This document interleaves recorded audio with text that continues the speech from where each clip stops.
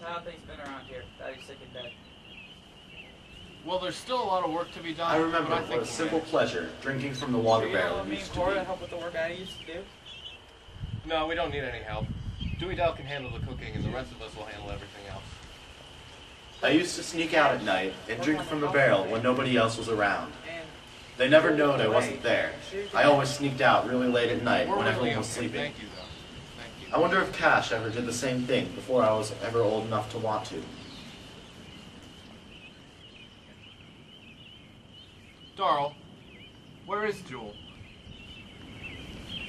It's in the barn.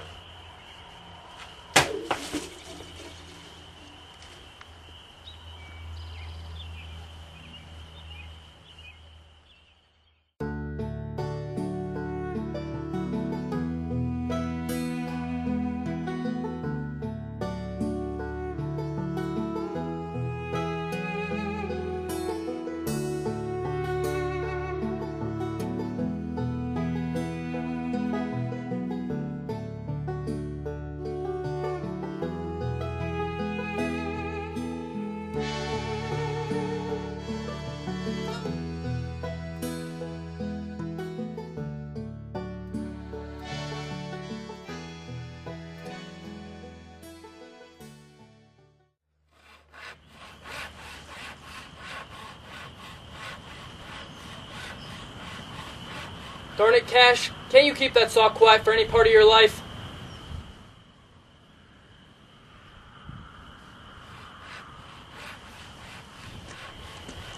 Do you guys think Ma will still be here when we get back from our delivery? You boys both are going to miss your own mother's death for a simple $3 payout, and neither of you's even going to know it. But I talked to her yesterday and she seemed fine, Pa. I mean, she was in bed and all, but if I hadn't known she was sick, I'd have thought she was just in bed from waking up. She was telling me about how the birds sing on sunny mornings. She even laughed a little. Don't believe it. She just wants to see you being happy in everything that you do. Don't be fooled by it, boys. She's sick as a dog and then some. You'll be lucky if she's here when you boys get back. Daryl's right. She seemed fine the other day. But Paul, we have to go. You know we can't afford not to. We need those $3. Come on, Darl. We have to get ready.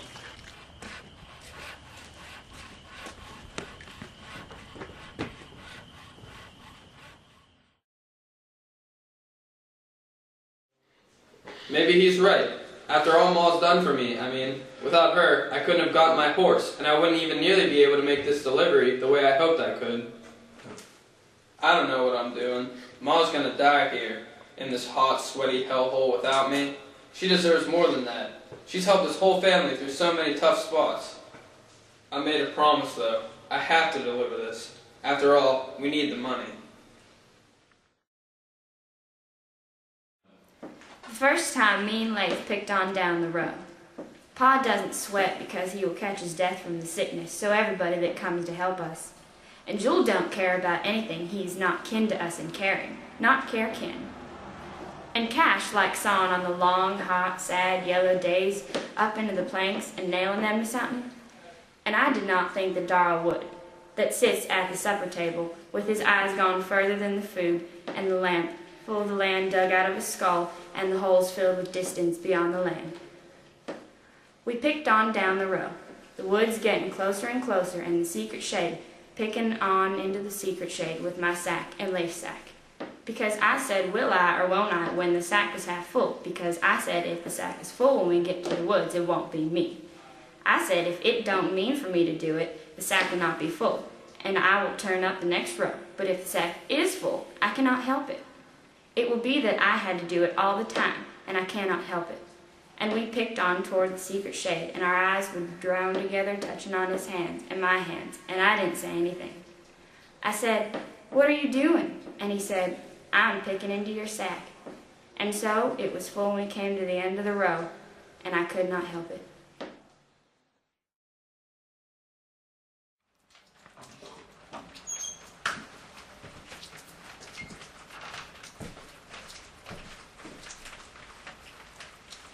What do you want?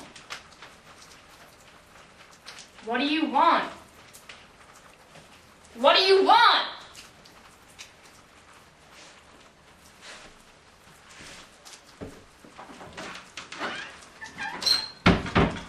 And I knew he knew, because if he had said he knew with the words, I would not have believed that he'd been there and saw us. Don't worry about the boys, Aunts. Addie's not going to die anytime soon. Well, she doesn't look very good. I don't know how much longer she can hold on. She's not going to go unless her whole family's right beside her. She'll stay with us until the boys can come back to be with her. Well, okay, but they need to be back by tomorrow at sunset. Those Bundrins, causing so much trouble for their mother.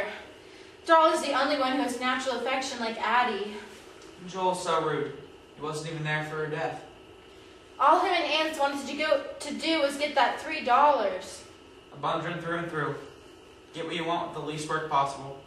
Exactly. I always disliked Joel the most, even though Addie seemed to favor him over all the others. But my dear, when you die, you'll be surrounded by all the ones you love, because you're blessed.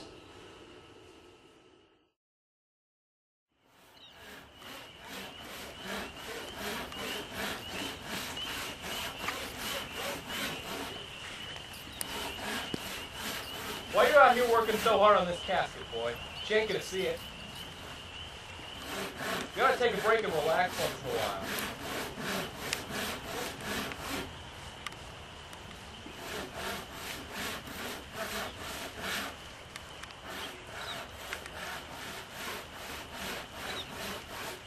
You're gonna get sick and die if you keep sweating out here like you do.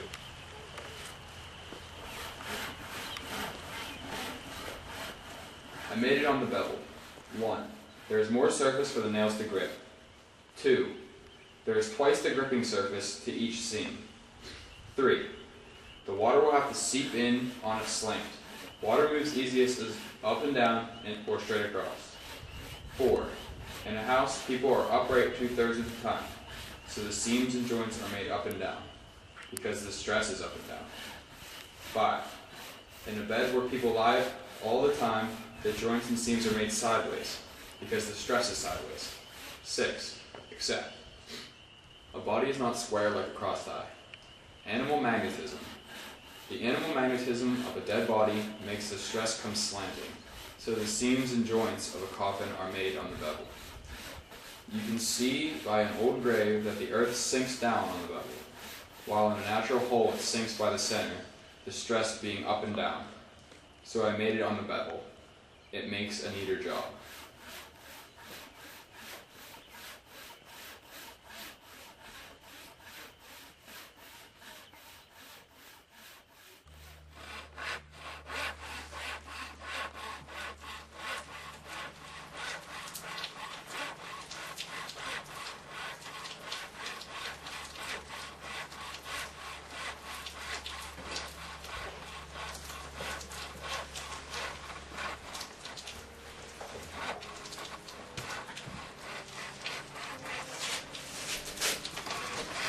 Cash, is the coffin done yet?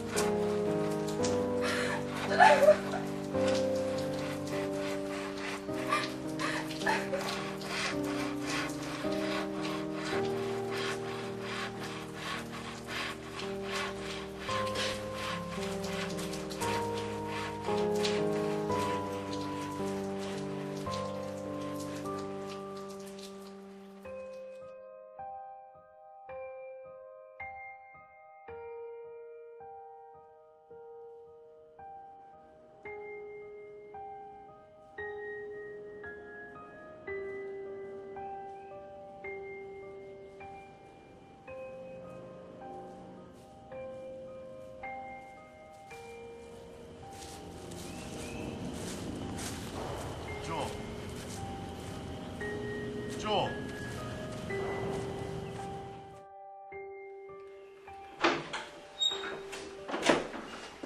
You have to finish the coffin today. Okay, I will.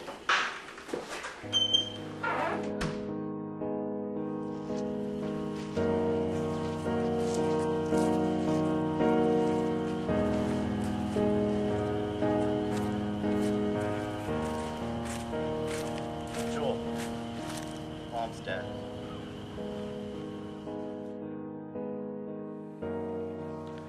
I told him she wasn't looking very good, but he said she'd hold on until they got back.